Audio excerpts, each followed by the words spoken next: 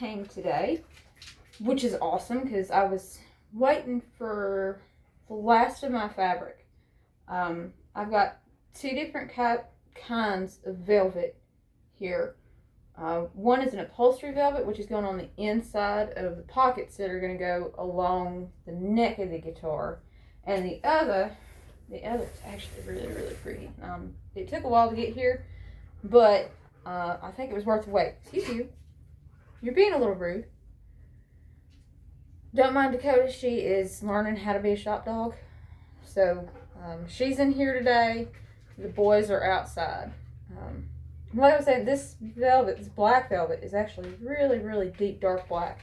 And I think it'll work really well against this funky velvet that I've got. So, let's see. Tasks for today is going to be foam and velvet in the base, the last of the foam and velvet in the lid, and if we have time, hinges, latches, and handle on the case. And then I think we'll work on the ribbon to keep the lid from just flying open after a bit. So, let's see how far we can get today.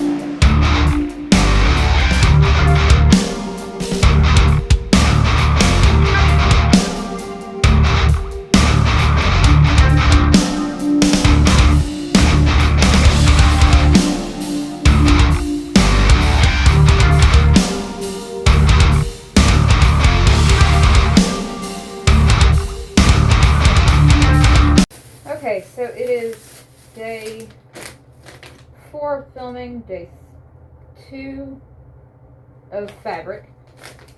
Working on wrapping the velvet still.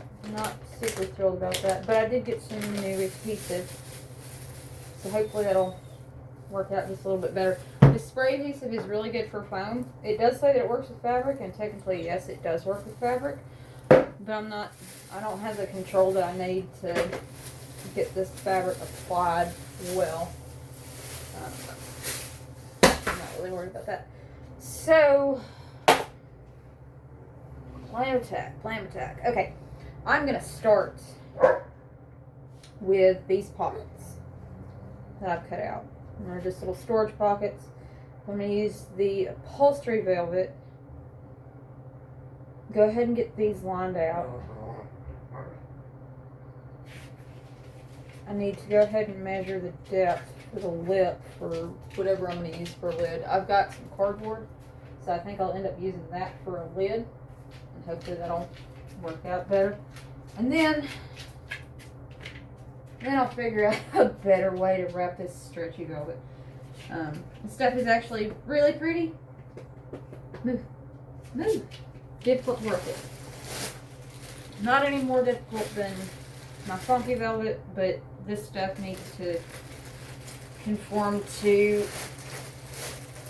the form that I've made for that guitar, which isn't entirely perfect because I don't have the guitar. I've seen it maybe a handful of times. Where the fuck did I put it? Yeah, so this form isn't exact. I've only seen the guitar maybe a handful of times, and I'm kind of relying on generalized information of how long it is, how tall or rather the length of the headstock, length of the neck, the depth of the neck. But because that headstock does have those tuning keys, and I don't want this case to influence the tuning, I did make the area for the headstock oversized by a lot. That's just to allow some wiggle room, just so putting the guitar in the case and taking it out again doesn't affect the tuning of the guitar itself. So that's where we are. Let's go ahead and get started.